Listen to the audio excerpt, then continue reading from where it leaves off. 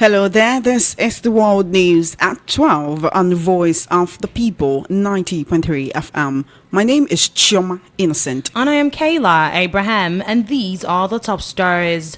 Harris-Trump push for last votes in U.S. election.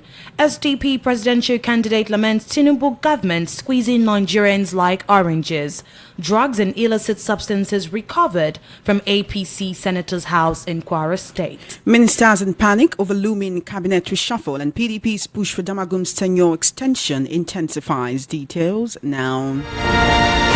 Thank you for staying with us. The World News at 12 begins with one of the tightest U.S. election races of modern times, entering its final two-week stretch today, with Republican candidate Donald Trump making a special pitch to Latino voters as Democratic rival Kamala Harris sits down for a national network interview. Both campaigns are pumping hundreds of millions of dollars into a final push for any wavering, undecided voters who could tilt the balance in their favor, with polls consistently showing their candidate in a dead heat ahead of Election Day.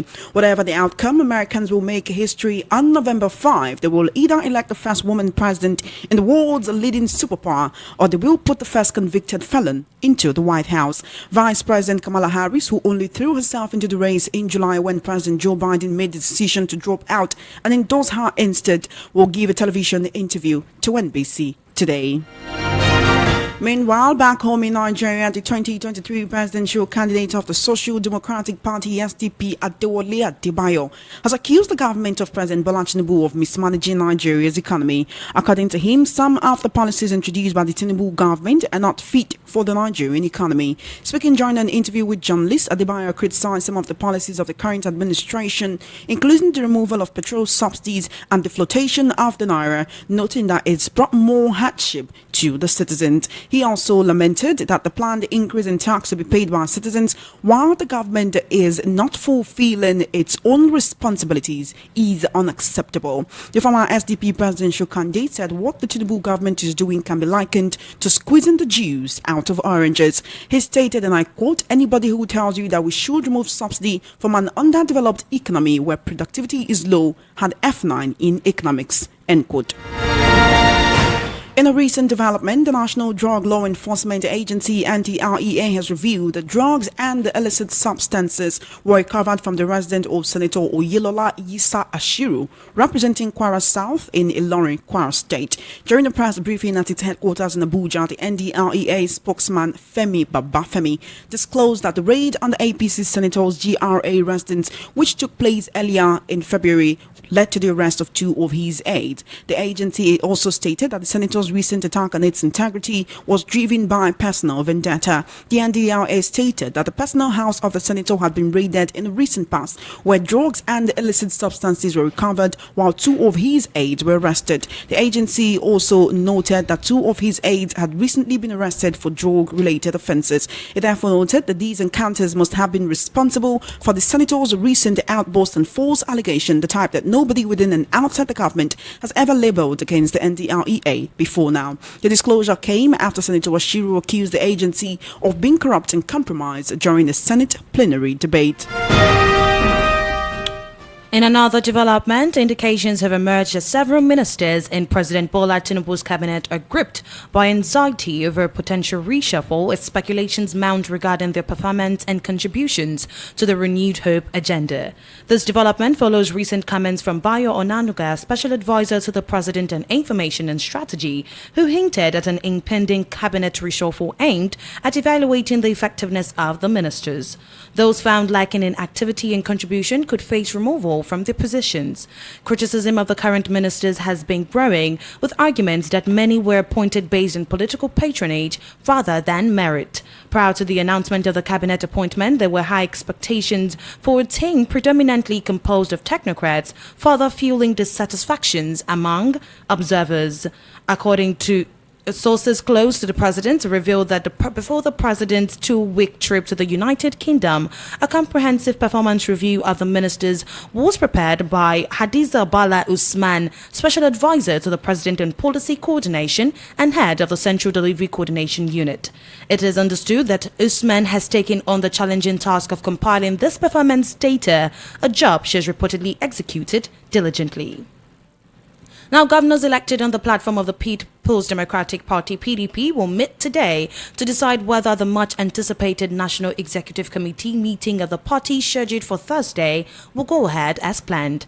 VOP News gathered that the meeting was called following indications that fresh efforts to extend the tenure of the acting national chairman, Ambassador Umar Damagum, had gained momentum ahead of the scheduled meeting. Despite a reported agreement reached last week in Accra, where governors and members of the National Working Committee concurred that Damagum should step down during the upcoming NAC meeting, sources indicate that loyalists are rallying to ensure he remains in office at least until after the November 16 Ondo State governorship election. VOP News gathered that the initial agreement for Damagum to step aside was intended as a resolution to ease tensions within the party. Governors and senior party figures had pushed for the return of the chairmanship to the North Central Zone, aiming to address the internal crisis that has plagued the party since the 2023 presidential election loss to the All Progressives Congress (APC). However, a new push from Damagum supporters, spearheaded by governors such as Oyo State Governor Seyi Makinde and his Plateau State counterpart Caleb Matfang, seeks to give him a soft landing by allowing him to voluntarily resign after the Ondo election rather than during Thursday's NEC meeting. The strategy is said to be gaining traction among his loyalists, especially due to the perceived inactivity of the North Central Zone in nominating a successor. This has led to growing belief that NEC might once again be postponed or held under contentious circumstances. Now, the Supreme Court today fixed October 22 for the hearing of a suit filed by at least 16 state governments challenging the constitutionality of the laws establishing the Economic and Financial Crimes Commission (EFCC) and two others. A 7-member panel of justices led by Justice Wani Abba Aji fixed the dates after the states were joined as co-plaintiffs and leave granted for consolidation of the case in the suit originally filed by the Kogi government through its Attorney General. The states that joined in the suit include Ondo, Edo, Oyo, Ogun, Nasarawa, Kebbi, Katsina, Sokoto, Jigawa, Enugu, Benue, Plateau, Cross River, and Niger State. Anambra State has just pulled out of the suit. The 15 states said they are relying on the fact that the Constitution is a supreme law and any law that is inconsistent with it is a nullity. The argument of the states in their present suit, which they said had been corroborated by the Supreme Court, is that the law, as enacted, could not be applied to states that never approved of it in accordance with the provisions of the Nigerian Constitution. Hence, they argued that any institution so formed should be regarded as an illegal institution. Well, you're currently listening to the World News at 12 on Voice of the People 90.3 FM. We'll take a short break and bring you the news analysis segment where we'll be joined by Dr. Femi Dom-Ferguson, a social scientist, political activist, a socio-political commentator and author, as well as a lecturer. Do stay tuned.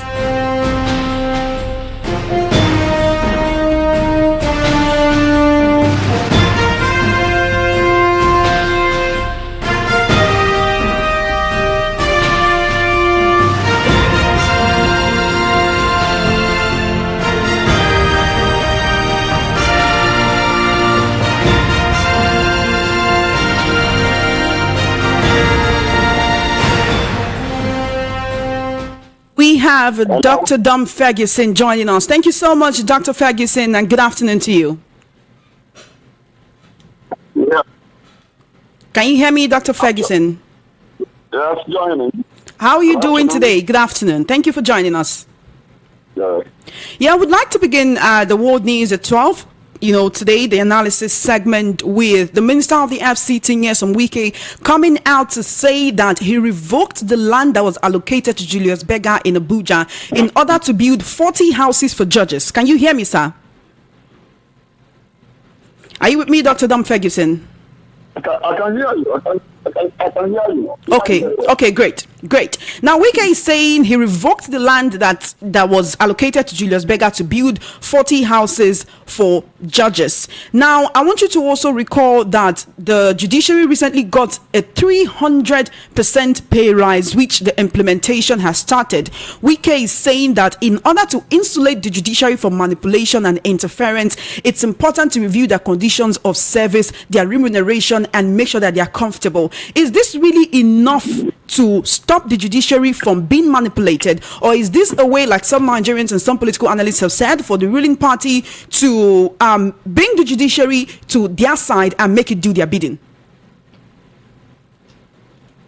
Well, the weaker cannot do anything without an undertone. But notwithstanding, a weaker can only manipulate the judiciary. For now, it cannot be forever. So if you have the to Nigerian state, and it will be there after. So I don't see anybody building any waters. But notwithstanding, they can never undertake any project without anything to gain from it. He's a man who cannot stay without scandal. He's a man who cannot stay without controversy. I think it's part of his life and he enjoys it. But at his age and time, I don't think it's taken so far.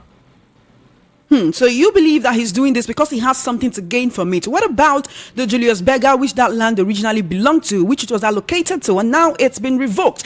In fact, the Minister of the FCT is saying that he called the MD of Julius Berger for a meeting, they had a dinner, and he never mentioned that fact. Who is going to fight for the people whose land have been revoked or reallocated for these reasons? Fortunately, it's not very clear. Not clear. I think it's not very clear. The network is. Oh, we apologize for that, Dr. Dom Ferguson. Is this better now? The network is not reaching me well. I'm so sorry about that, Dr. Dom Ferguson. Is this better now? Let me call you after.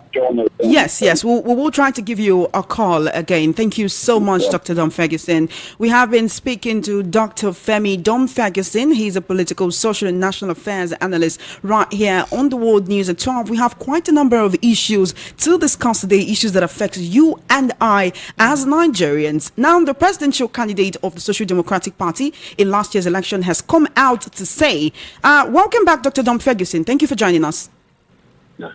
Is this better?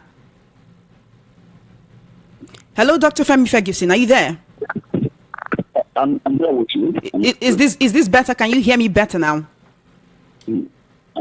Thank you so much. So the presidential candidate, the SDP presidential candidate in last year's general election has come out to say that the present administration is squeezing Nigerians like oranges. And he's saying that this is as a result of policies like removal of fuel subsidy and the devaluation of the naira. These policies have proved inappropriate for Nigeria's economy at this point, leading to acute hardship, high cost of living, increased inflation. What alternatives could the incumbent government have actually considered rather than these policies that have launched Nigeria into what we see now? Are you with me, Dr. Dom Ferguson? I'm hearing you, but this is not clear. I don't know where the problem is coming from. From the airway. Is this better now?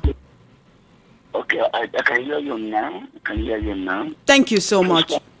Yes, it's clear now. Can you call again, please? Yes. We're talking about the SDP candidate saying President Tinubu's government is squeezing Nigerians like oranges, right? And he's saying this is as a result of policies like the removal of fuel subsidy, the flotation of the naira. And I'm saying that these policies have proved inadequate. They've proved inappropriate for Nigerians. They have led to several different negative consequences like acute hardship, increase in the cost of living, increased inflation. I'm asking, what are the alternatives that the government could have considered rather than these World Bank advised policies?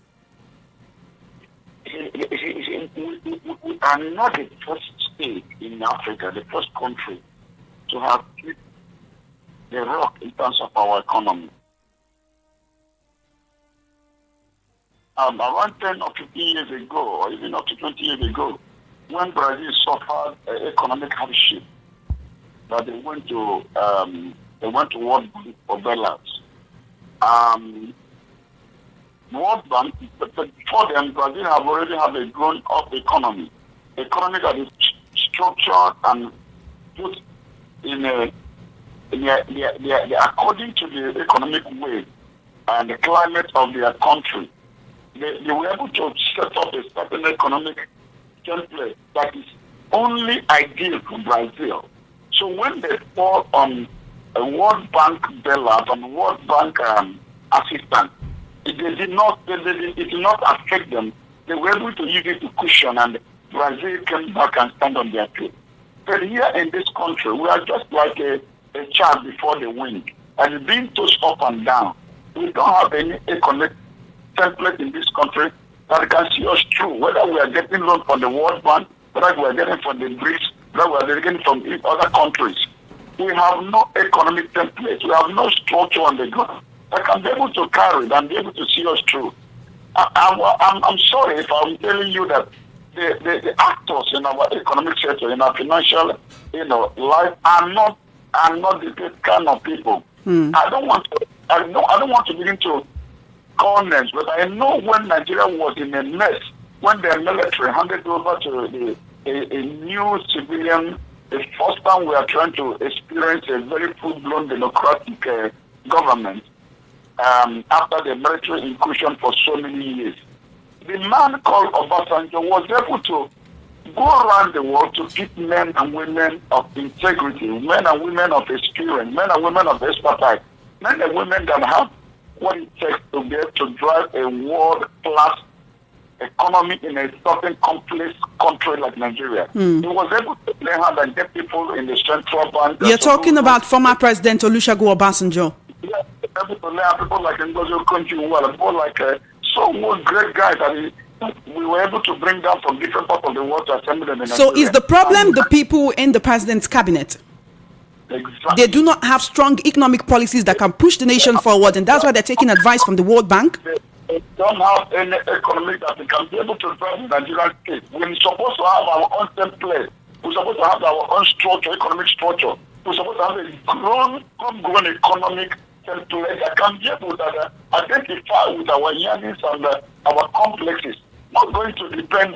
You can't go to what did the World Bank know about Nigerian economic template and economy and economic climate? They don't know. They don't know what the common man in Southern Gedora is going through. They don't know what the man in Arundis or NBC or the man in Sokoto Sagari village is going through. They don't know what our problem is. How we're able to trade with foreign currency in our borders and building within. Dr. Femi Ferguson. But why the removal of subsidies in an underdeveloped economy such as like Nigeria, especially knowing that the people need it? Other great nations that we like to allude to as Sena climes, they have subsidies for fossil fuels like coal products, natural gas, crude oil, petroleum products. They even have subsidy for electricity. Now, I want you to recall that in Nigeria, electricity subsidy has been removed. The borders are still closed to importation of various food items. If they are saying that only a few political elites were benefiting from few subsidies, what about the millions of Nigerians who also need it, who were also benefiting from it? Let me tell you, there's nothing bad in the removal of any subsidy. Even seeing the negative impact it's having on Nigerians? There's nothing bad about it. But before you remove a subsidy, don't remove a subsidy because a certain country, a certain entity removes subsidy in one thing or the other. There must be something on the ground before you remove a subsidy. Yeah, you must set it up. It's just like you're trying to build a house. It's just like you're trying to set up a certain structure. You can't just come up and say, oh, I'm removing subsidy. Because when I remove subsidy, so thing is going to happen. What are you on the ground before you remove the subsidy? The subsidy cannot just remove it and the case will be, it's not possible. So what should be the government's priorities moving forward? I mean, do you see the Tinubu administration having a long-term plan to boost productivity and economic growth, considering the criticisms of its current policies? Look, there's a certain situation that you don't need any long time to tackle. There's a situation that you handle with a short-term, short-term plan to be able to cushion the effect, to be able to meet up. That short time is what will give you the power and the ability to be able to build a long time. They must start from the known to the unknown. You cannot start from the known to the known. It's not done in any aspect of life. You must start from the known to the unknown. Therefore, you need to know what is tenable, what is obtainable, and what it can be able to sustain you before you begin to build. You can't tell me, for example, I can remember so many years ago, some of us used to travel to London, and at the Heathrow Airport used to have an estate close to it. I remember when the next time we flew into London, we discovered that there are no more estate there. But with that point, we were building an estate somewhere, which they finished, and people moved into it. They came overnight and level everywhere. Such a thing cannot happen in Nigeria. All right. While we're looking at, while we're talking about all of this, Dr. Femi Ferguson, there are indications that the president may soon be reshuffling his cabinet. Yes. Dr. Femi Ferguson, you're on to Kayla right now. Welcome to the World News at 12. Well, let's talk about the topic of cabinet reshuffle. Now, the news of the likely reshuffle of the president's cabinet has reached a crescendo with the return of the president from his 2 weeks working leave. Now, you do recall that, Dr. Femi, when the president constituted the cabinet and announced it, not few people were disappointed. I mean, many saw the team as lacking in depth and professionalism required to tackle the country's deepening challenges. Now, the first 15 months of this administration has not been encouraging. I mean, in fact, it has been lackluster, with more and more Nigerians fighting existential battles like hunger and insecurity, just to mention a few. Well, with what has been served Nigerians in the time frame under reference, do you think that the Tinubu regime has a clear vision and a mission when it comes to the cabinet reshuffle? Well, thank you for using the word reshuffle. Reshuffle needs to be rigid. When you talk about reshuffle of a cabinet in any setup, you are talking about revigorating, rejuvenating, reactivating, restating, restoring. Any reshufflement that it did not reactivate, they did not rejuvenate, did not demotivate, is appropriate. So let me believe God, let me believe Him and the first value that this reshufflement of the cabinet might maybe bring a better idea and a better economic and a better whatever. Because what he did the last time, which is not good for a man like him, a former governor that has served the state for 8 years, a former governor that has been a person that has been a senator before. I mean, it's not projecting it. We are expecting, I for one, to say, oh, this man is a man of experience. Being able to be a governor of Lagos State for 8 years, being able to be a senator for 2 years, being able to have navigated a lot of economic water, but with this kind of person, I mean, he's going to do very well. So what he did for the first time was be able to do what they call political patronage. This person was my former boy, served me well. He was my former ADC, let me make him IT. He was my former computer, let me make him the governor of Central Bank. He was my former assistant, so let me make him the finance. Dr. Dom Ferguson, speaking of that, a lot of Nigerians are of the opinion that most of the president's ministers are not doing well, and some of them were appointed outside their area of competencies. I mean, I can mention a few, like the Minister of Power, Adebayo, who was a banker, and the Minister of Aviation, Festus Keyamo, who is a lawyer, just to mention a few. Well, who are we to blame in all this? Is it the president who appointed the minister or the ministers? I want to disagree with you. If you bring Kayla now and make Kayla a minister of, if we can put up something like social justice in Nigeria, or a minister of humanitarian affairs, honestly speaking, Kayla will do very, very well. Coupled with that, she has been able to live in the space of human being, and been able to sample opinion, and I've been able to work in the television and in the media house. That would give. So you're not blaming the ministers? So what I want to say is that what happened was that the people he appointed, I said it earlier, just for political patronage, they don't have the capacity and the capability and integrity and the clout to be able to drive such ministry they were appointed into. I'm telling you, they don't have what it takes to drive it. And that is why it's very, very bad for you to use a very sensitive office for political patronage. That is what he did in the first appointment. I believe God will correct himself. I believe God, and he will now sit down, bring in experts. Obasanjo did it. He didn't know some of the guys he appointed. It's by advice and by, he set up consultancy for it that help him to feature the men and women, irrespective of where they come from, irrespective of the agenda. Let us drive this. And And Jonathan came in and followed, and Yaradua, and they followed that, and it worked perfectly well. Dr. Ferguson, just before we wrap up, some months ago, the ex-SGF described, Babachir Lawal, described the ministers as dead woods, calling for a reshuffle of the cabinet with technocrats. Well, should the president really appoint technocrats or his fellow politicians as ministers? I mean, looking at the fact that our ministers, some of our ministers have some type of controversy surrounding them. You see, if you talk about controversy, you want to talk about a latest baggage of corruption following many of them. Well, that is also involved. We saw the Minister of State for Defense, Bello Matawale, that is being accused of sponsoring banditry as well. It is very difficult for Ethiopia to change this scheme. It's very difficult. They have a lot of them that weigh them down. Integrity matters a lot in any aspect of life. So, as I've said it, for a man that is accused and will be used when viral all over the world, all over this country, for you to choose him as the national chairman of your party is something is questionable. All right. We're not talking about it. We're not talking about that now. But the people, majority of the people that are appointed are men that are questionable in terms of character, in moral laxity. Men that have not, they are overspent forces. They ought not to be there. Okay. They ought not to be there. Okay. There are people that are there who are psychophants, real psychophants, who are there to please, not to please the masses. Thank you, Dr. Ferguson. Thank you, Dr. Ferguson. We do hope that when the president does carry out this cabinet reshuffle, it will be people who are competent and who are up to the task. Now, before we call it a day, on the world news at 12 this afternoon, Kayla, I want to talk about the fact that drugs and illicit substances were recovered from the house of a sitting senator. That is a current sitting senator belonging to the ruling party. Right?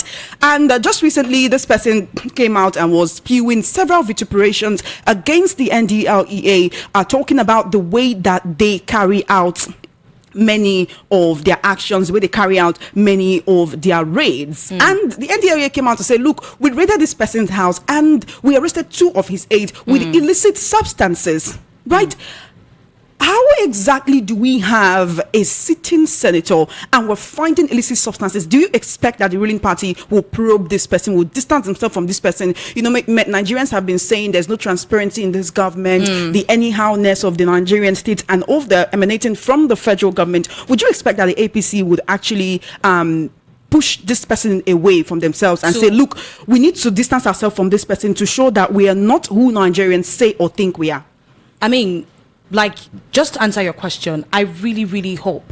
I think that is the same. I'm speaking now, like, on behalf of many Nigerians. We really hope that an action will be taken against the senator, especially even with his role as a senator. You do recall Abdul Ningi that spoke about the budget and got suspended. Yes. I really hope that that kind of action can be taken with against him. This particular APC senator as well, because now this is drugs we're talking about. But what Abdul Ningi said had to do with the whole nation. This is more or less personal. So would you expect the Senate to actually come and talk about this, or would you say they are more preoccupied with VDM and Bobrisky matters and they're calling those ones to the House of Reps? That is what it looks like. I mean, if the Senate president can say they would speak about situations when the need comes, so they should be able to talk about this as well. They should also be able to talk about this. So are you agreeing with the NDLEA when they say the reason why this man is criticizing them recently is because he has been caught faltering, that he's been caught red-handed with drugs in his house, even though he's saying these drugs belong to my aides? How can you not know what your aides are doing and now it's implicating you?